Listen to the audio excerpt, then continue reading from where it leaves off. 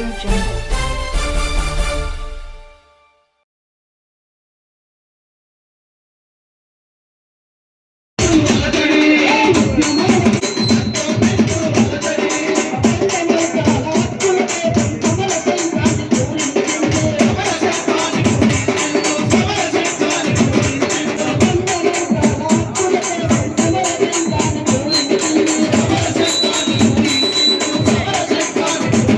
కోసము తోడుగా ఉన్నందుకు మీకు నేను ధన్యవాదాలు చెప్తున్నా అన్న. అలాంటి ఆడవాళ్లకు నేను హ్యాట్సాప్ చెప్తున్నా.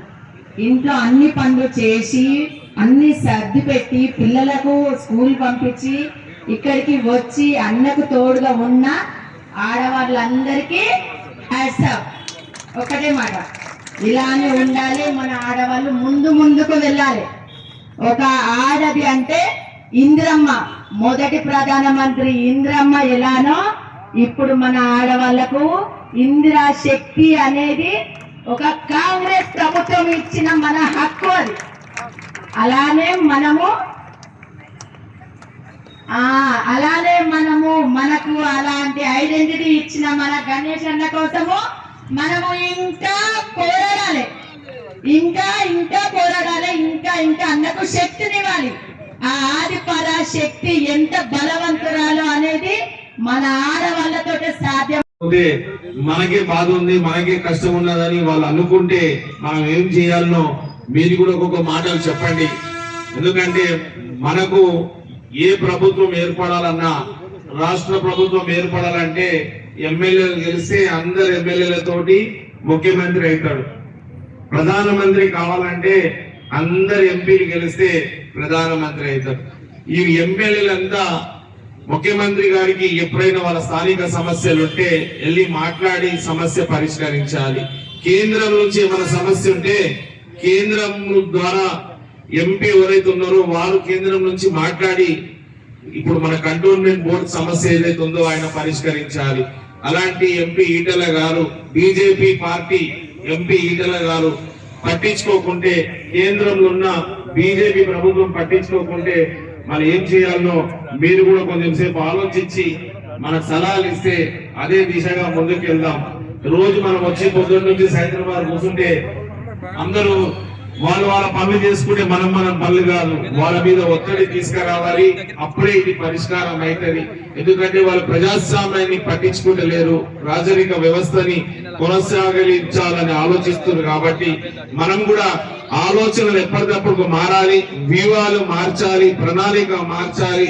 భవిష్యత్తు కార్యాచరణ కూడా వేరే దశకు వెళ్తేనే సఫలమైతుంది. కాబట్టి మీరు కూడా నాతో పాటు వేదిక మీద కూడా మా అక్క చెల్లెలందరూ ఇంతసేపు కూర్చుంటారు. కాబట్టి నేను కూడా ఆలోచిస్తున్నా, దీన్ని ఏ దశగా తీసుకెళ్తే ఇది సఫలిస్తుందో మీరందరూ ఆలోచనలు, మీ అడ్వైజర్ కూడా ఇవ్వాలని మనసారా మీ అందరినీ కోరుతున్నాను. ధన్యవాదాలు. మా తల్లిదండ్రులు మాకు నేర్పించి ఈ బాటలను నడుమంటేనే, వారు అమ్మలు లేకుంటే మేము లేము. కాబట్టి అమ్మలు సలహా సూచనలు తీసుకున్న అక్క చెల్లెలు, మహిళలే అన్నిటికీ ముఖ్యం. వాళ్ళు ఏం తలుచుకుంటే అది అవుతుంది. కాబట్టి ఇక్కడ ఉన్న వాళ్ళందరూ ఏం తలుచుకుంటారు అడగండి. అంతా తిరిగినాను. మళ్ళా మీరు ఎమ్మెల్యే అయినప్పుడు నేను తిరిగినాను. మళ్ళా మొన్న కంటోన్మెంట్ ఎమ్మెల్యే అయినప్పుడు మళ్ళీ ఒక విజిట్ చేశారు. గాంధీనగర్ మొత్తం తిరిగినాను. 3 సార్లు, ఇది 4 సార్లు నేను ఉద్యోగంలో ఉన్నా అన్న. నీకు నమస్తే అన్న. చాలా అభిమానం ఉంది మా మీద. కాకపోతే నాకు వచ్చిన ఇబ్బంది ఏమంటే, నేను ఆ ఏరియాలో గాంధీనగర్ లో 50 సంవత్సరాల నుంచి ఉంటున్నానన్న. ఇక మాకు అప్పటికి మా ఆయన ఈరోజు ఈ కంటోన్మెంట్ నియోజకవర్గాన్ని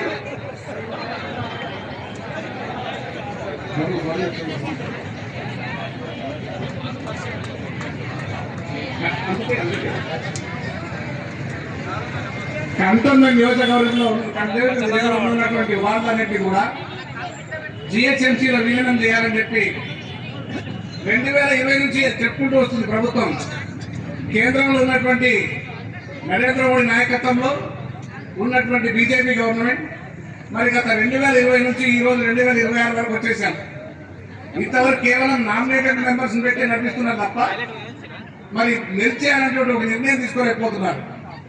మరి మనకు సమర్థమైనటువంటి నాయకుడు గణేష్ గారి నాయకత్వం వచ్చింది. ఇప్పుడు మరి గణేష్ గారి ఎమ్మెల్యే నాయకత్వంలో ఈ పోరాటం ఏదైతే మనం చేస్తున్నామో ఇది తప్పకుండా 100% సక్సెస్ అవుతుంది.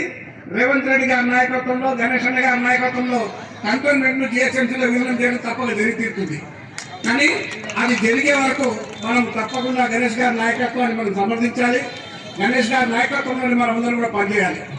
ముఖ్యంగా ఇంతకుముందు మేము కూడా కంటోన్మెంట్ లో ఉండేవాళ్ళం వ్యాపారం, కానీ కంటోన్మెంట్ తర్వాత మల్కాజ్గిరి అయిపోయింది. మల్కాజ్గిరి అయిన తర్వాత కంటోన్మెంట్ 7 వార్డులు అంటే మొదట ఎట్లా ఉందో అట్లా కంటోన్మెంట్ నియోజకవర్గాన్ని ఈరోజు ఏర్పాటు చేయడం జరిగింది. మరి గణేష్ అన్న గారి నాయకత్వం ఇక్కడ విశాల బజార్ నుంచి మొదలు పెడితే అక్కడ రిజిమెంటల్ బజార్ వరకు, ఇక్కడ హస్మత్పేట నుంచి మొదలు పెడితే బోయిపల్లి నుంచి మొదలు పెడితే అక్కడ బోట్స్ క్లబ్ వరకు ఎక్కడ చూసినా గణేష్ అన్న గారి నాయకత్వం, బ్రహ్మాండమైన నాయకత్వం మంచిగా పనిచేస్తున్నాడు. పేద ప్రజల ఎమ్మెల్యే ప్రజల కోసం పాటుపడుతున్నాడని చెప్పి చూడండి మా సోదరి వాళ్ళు ఎంత మంచి దీంతో ఎంత యాక్టివ్నెస్ కాదు, ఓపిక ఆదర్శంతో కూర్చున్న మా మహిళా సోదరులు వాళ్ళకి నిజంగానే కంటోన్మెంట్ల కష్టాలు వాళ్ళకే తెలుసని అర్థమవుతుంది. ఏ పని ఇబ్బంది అయినా కూడా భర్త బయటకు పోతాడు, భార్యలు తల్లులు ఇంట్లో ఉంటారు కాబట్టి వాళ్ళ కష్టం ఏందో ఈ రోజు కంటోన్మెంట్ లో దీక్ష కూసున్న గణేష్ సోదరునితో పాటు ప్రతి కుటుంబ సభ్యుల మహిళలకు తెలిసిందనేది నేను అర్థమవుతుంది. ఏ సమస్య ఉన్నా ఇంటి ఆడబిడ్డలకే తెలుస్తుంది. బయటది భర్తలు సంపాదించుకొని వచ్చినా కూడా ఇంటిని నడపాలి, ఇల్లు చుట్టుపక్కల వాతావరణం ఎట్లుండాలో మా సోదరి వాళ్ళకి తెలుసు. కాబట్టి ఈ రోజు అత్యధికంగా కాదు 100% హాజరైనటువంటి మా కాంగ్రెస్ అభిమానులు, నియోజకవర్గం ప్రజలు, కార్యకర్తలందరికీ కూడా ఈ దీక్షకి సంఘీభావం తెలపడానికి మీ వంతు పూర్తిగా కృషి చేశారని నమ్ముకుంటూ మరోసారి జై కాంగ్రెస్. ఈరోజు ఒక మంచి కార్యక్రమం ప్రభుత్వంలో ఉండి కొట్లాడాల్సి వస్తున్నది అని అంటే నిజంగానే ఒక బాధాకరమైనటువంటి విషయం. ఎందుకంటే మన హక్కులు, మన అవసరాలు, మన కోసం, మన నియోజకవర్గం ప్రజలకి సమస్యల్ని పరిష్కారం చేయాలని కంటోన్మెంట్ లో ఒక యువ నాయకుడు మరి ఉప ఎన్నికల్లో గెలిచినప్పటి నుంచి అహర్నిశలు నియోజకవర్గం ప్రజల కోసం కష్టపడుతూ నియోజకవర్గం అభివృద్ధి చేయాలంటే చేతులు కాళ్ళు ఆడకుండా కట్టేసినటువంటి కేంద్ర ప్రభుత్వానికి సవాలు విసురుతూ ఈ రోజు ఈ నియోజకవర్గం పార్లమెంట్ లో ఉన్నటువంటి ఈటల రాజేందర్ మరి పెద్ద మాటలు మాట్లాడతాడు. నేనే ముఖ్యమంత్రి లాగా ఫీల్ అయిపోతాడు, నేనే బీజేపీ నాయకుడు లాగా ఫీల్ అయిపోతాడు. వలస వచ్చినటువంటి బీజేపీ నాయకుడు మరి ఈటల రాజేందర్ కనీసం నియోజకవర్గం ప్రజలకి పట్టించుకోకుండా గాలికి ఇచ్చిన ఈ రోజు మరి కంటోన్మెంట్ ఎమ్మెల్యే అయినటువంటి తమ్ముడు, సోదరుడు, యువ నాయకుడు మరి శ్రీ గణేష్ గారి ఆధ్వర్యంలో వారు ఈ రోజు దీక్ష కూర్చుంటే నేను రాగానే అడిగిన సోదర మరి సాయంత్రం విరమణ చేస్తావంటే లేదక్క సమస్య పరిష్కారం అయ్యిందాక ఇక్కడనే కూర్చుంటా అన్నాడు. నిజంగానే ఈ రోజు ఈ సమస్య మీద గట్టిగా పోరాటం చేసి ముందడిగేసినటువంటి సోదరునికి, నియోజకవర్గం కాంగ్రెస్ నాయకులకి, పేరున వేదిక మీద ఉన్నటువంటి తమ్ముడికి, ఈ దీక్షకి మా సోదరి మండలందరినీ వేదిక మీద కూడా బాగా ఉన్నారు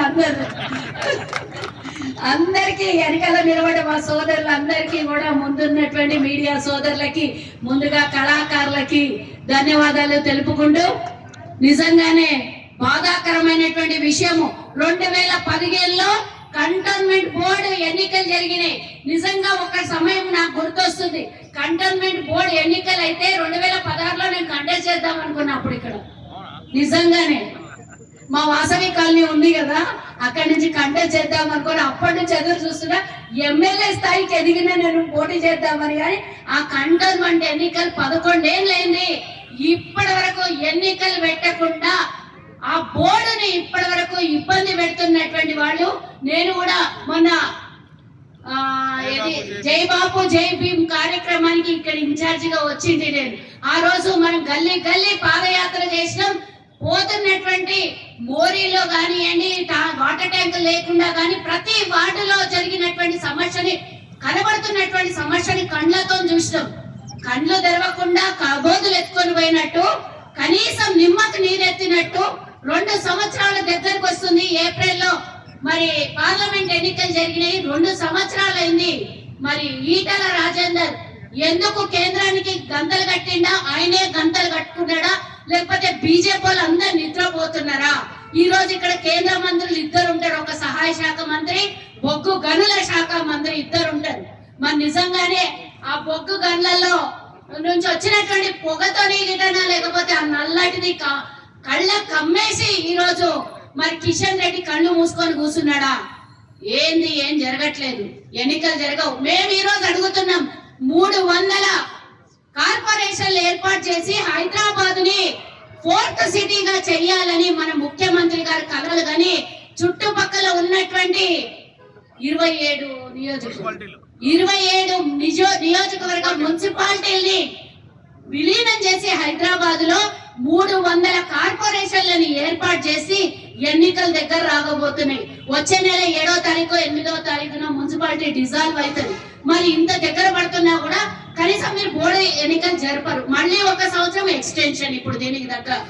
మరి ఏం చేద్దామంటారు? ఇట్లా 2015 నుంచి 2 ఏళ్ళు 5 ఏళ్ళు గుంజుకొని పోయి 11 సంవత్సరాలైనా ఎన్నికలు చేయలేదు. మేమంటున్నాం, ఈ రోజు తెలంగాణలో కాంగ్రెస్ ప్రభుత్వం ఉంది కాబట్టి నియోజకవర్గం ప్రజల మీద కసి కట్టినరా, లేకపోతే కేంద్రం నుంచి రావాల్సినటువంటి నిధుల్ని 1 రూపాయి కూడా కంటోన్మెంట్ కు ఇయ్యరా మీరు? కాబట్టి మీరు ఇయ్యరు. అమ్మ పెట్టదే అడక తిననియదు. కాబట్టి మేము ఈ రోజు తమ్ముడు దీక్ష కూర్చున్నది ముఖ్యమైనటువంటి కారణము ఇది. జిహెచ్ఎంసీలో కలపాలి. చుట్టుపక్కల ఎన్నెన్నో మండలాలలో ఉన్నటువంటివి చిన్న చిన్న పట్టణాలన్నీ మున్సిపాలిటీలో కలిపి కార్పొరేషన్ అయితే ఇది మధ్యలో ఉన్నది. మరి హైదరాబాద్ సికింద్రాబాద్ అంటే హైదరాబాద్ రాష్ట్రంకే Secunderabad heart of the city. అందులో కంటోన్మెంట్ లో ఎంతో మంది మరి ఎక్కడెక్కడి నుంచో వచ్చిన వాళ్ళు ఎంతో మంది వ్యాపార పరంగా, ఉద్యోగ పరంగా వివిధ తరగతుల మధ్య ప్రజలు ఇక్కడ నివాసం ఉంటారు.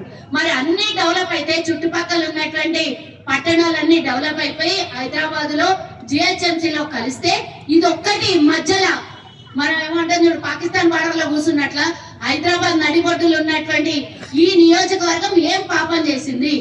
మేము ఎన్నో రోజుల నుంచి అడుగుతున్నాం హైదరాబాద్ జిహెచ్ఎంసీలో విలీనం చేయమని. ఎందుకు చెయ్యరు? చేసిన దాకా ఎవరు ఇడిచేటట్లా కనబడతలేడు. మేము ఎవరం ఇడిచినా తమ్ముడు ఇడిచేటట్లా కనబడతలేడు. కాబట్టి కేంద్ర ప్రభుత్వం దిగి రావాలి. కళ్ళు మూసుకున్నటువంటి ఈటల రాజేందర్ కళ్ళు తెరవాలి. లేదా నువ్వు రాజీనామా చేసి ఇంటికి పో. నీకు ఎట్లన్నా నియోజకవర్గం కాదు, రాష్ట్ర ప్రజలు కానీ మీకు మీ బీజేపీకి పట్టదు. అందరు ఒక దిక్కు ఉంటే మీరు ఒక దిక్కు ఉంటారు. మా అవసరాలు తీరవరు, కేంద్రం నుంచి రావాల్సిన నిధులు ఇయ్యరు, కంటోన్మెంట్ డెవలప్మెంట్ జరగదు.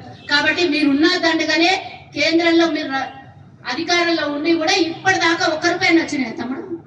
నిధులు ఏమన్నా వచ్చినాయి నియోజకవర్గానికి? కేంద్రం ఏం రావు. అది బాకీ పడ్డారు.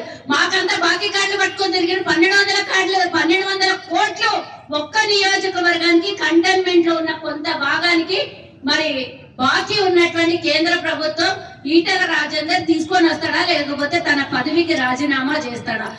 తమ్ముడు మీరు ఇది విలీనం చేసే అన్నదానికన్నా ఫస్ట్ రాజీనామా చేయమని నినాదం తీసుకుందాం. ఎందుకంటే పనికిరానుడు ఉంటే ఒకటే, ఉండకుండా ఒకటే. నెల జీతం తీసుకోనికి ఆయనకు ప్రభుత్వం అన్ని రకాలుగా ఆయనకు ఏర్పాట్లు చేసి అన్ని ప్రోటోకాల్ ఇచ్చి అన్ని చేస్తే ప్రజలు వేసిన ఓటుకి కనీసం దిక్కు దివాడా లేకుంటే, వేసినటువంటి ఓటర్లకు వాల్యూ లేకుంటే ఆయన పదవి ఎందుకు? ఆయన ఎందుకు మనకి పార్లమెంట్ లో మాట్లాడాడు, నోరు తెరవడు. ఏమన్నా అవసరం ఉంటే మాత్రం అపోజిషన్ లో ఉన్న మాకు, కేంద్రంలో అపోజిషన్ లో ఉన్న మా మీద ఎగరనికి దుంకనికి మస్తు వస్తుంది. కానీ ఇప్పుడు ఇక్కడ దుంకు ఎగురు. నీ బాధ్యత కదా, తెలంగాణ సభ్యులు కాదా నువ్వు? కంటోన్మెంట్ లో అభివృద్ధి జరగాలి అని అంటే జిహెచ్ఎంసీలో విలీనం అయితేనే జరుగుతుంది. మీరు ఎట్లాగో ఇయ్యరు కదా, ఇయ్యాల్సిన బాకీలు ఇయ్యరు, చేయాల్సిన పనులు చెయ్యరు. కాబట్టి ఎన్నికలు అవసరం లేదు. మీరు ఏడాదాకా పొడిగింపు చేసుకుంటే పోయి ఇట్లనే ఇంకో 3 ఏళ్ళు ఎన్నికలు వచ్చేంత వరకు మళ్ళీ ఇట్లనే ట్రాక్ చేసే పరిస్థితి మీద ఉంది. కాబట్టి ఇప్పుడు జరగకపోతే ఎప్పుడు జరగదు. కాబట్టి పట్టు తమ్ముడు. ఎందుకంటే ఎట్లాగో జిహెచ్ఎంసీ ఎన్నికల్లో ఎంత పాట వస్తుంది, కొంచెమే వస్తుంది. ఏదో 8 వార్డులు 4 లక్షల మంది ఓటర్లు అంటే మొత్తం కంటోన్మెంట్ కంప్లీట్ గా వాళ్ళ కంట్రోల్. ఒక్క డివిజన్ కి ఎమ్మెల్యే పనిచేయాలి, అభివృద్ధి చేయాలి. మరి మిగిలిన వాళ్ళందరూ ఏం పాపం చేసిండ్రు? అన్ని 8 వార్డులు ఉన్నటువంటి సభ్యులందరూ కూడా దయచేసి తమ్మునికి సహకరించండి. తప్పకుండా ఇక్కడ ప్రతిరోజు ఇక్కడ పొద్దున్న నుంచి సాయంత్రం వరకు దీక్ష చేస్తాడు. కేంద్రం దిగొచ్చేంత వరకు పోరాటం ఆగొద్దు. మనం అందరం కూడా కలిసికట్టుగా ఈ సమస్యని పరిష్కారం చేసుకోవాలి. వచ్చే జిహెచ్ఎంసీ ఎన్నికల్లో ఇది హైదరాబాద్ లో విలీనం కావాలి. ఎట్టి పరిస్థితుల్లో విలీనం కాకపోతే ఈటల రాజేందర్ని రాజీనామా చేసుడు ఒక వంతు అయితే ఈ ఏరియాలో కాలు పెట్టొద్దు. ఈ ఏరియాకి ఆయన ఎంపీ అని చెప్పుకొని తిరిగితే మాత్రం ఇక ఏం దండలేస్తారో మీరే తెలుసు. నేను ఆ మాట మాత్రం వేదిక మీద నుంచి మాట్లాడదలుచుకోలేదు. ఆయన ఏడో ఉంటే ఆయన ఇంటిని ముట్టడిద్దాం, లేకపోతే ఆయన రాజీనామా చేయాలి, లేకపోతే నియోజకవర్గంలో కాలు పెట్టకుండా ఆయన తరిమి కొట్టాలి. లేదా బీజేపీ మంత్రి ఒక ఆయన ఉన్నాడు, కిషన్ రెడ్డి అనేటోడు, తెలుసేమో కదా, తెలుసా? కొంచెం మందికి తెలుసు, ఆయన ఎక్కువ మందికి తెలియదు. ఎందుకంటే కేంద్ర మంత్రి అయింది కానీ మన తెలంగాణకి ఏం చేయడైనా కాబట్టి ఆయన ఇంటినన్నా ముట్టడించాలి, లేదా బీజేపీ ఆఫీస్ నన్నా ముట్టడించాలి. ఏదో ఒకటి చేస్తే గానీ వీళ్ళు ముంగల పడరు, మనకు చెయ్యనియ్యరు.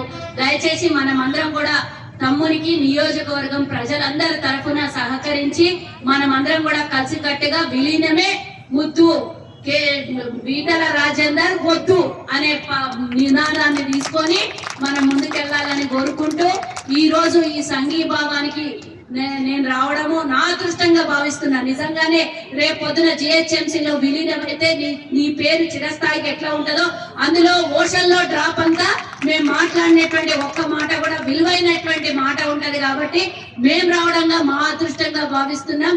నియోజకవర్గం ప్రజలందరికీ అభివృద్ధి చేయాలనే ఒక దృక్పథంతో కూర్చున్నటువంటి మీ ఆకాంక్ష నెరవేరాలి.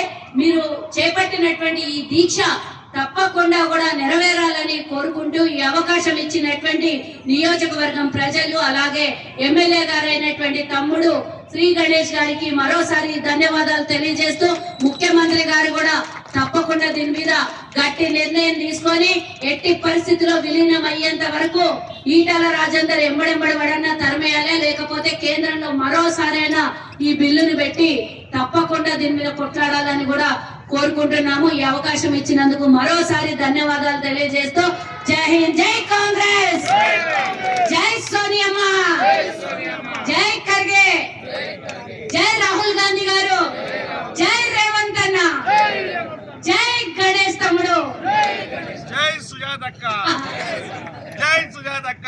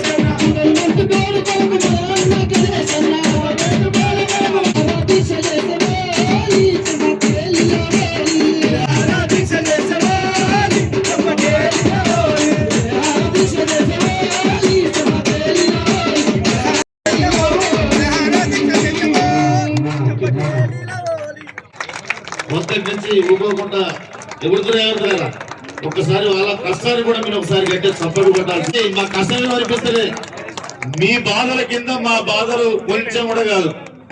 కాబట్టి మీకోసం మా గొంతులు తెగిపెట్టేంత వరకు మేము పాడతాం. ఖచ్చితంగా మీ వెనుకనే మేము ఉంటాం. మీ ఉద్యమం సఫలీకృతం కావాలని మా కళాకారులంగా మనస్ఫూర్తిగా కోరుకుంటూ అన్నగారికి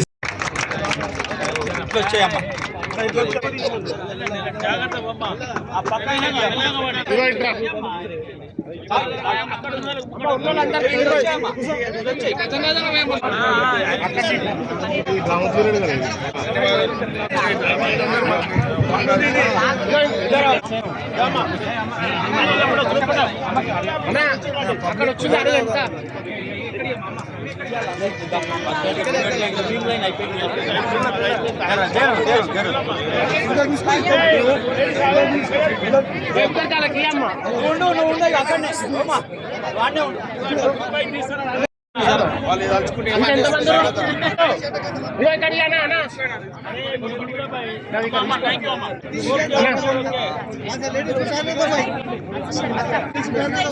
ఇంకా ఇంకన్నీ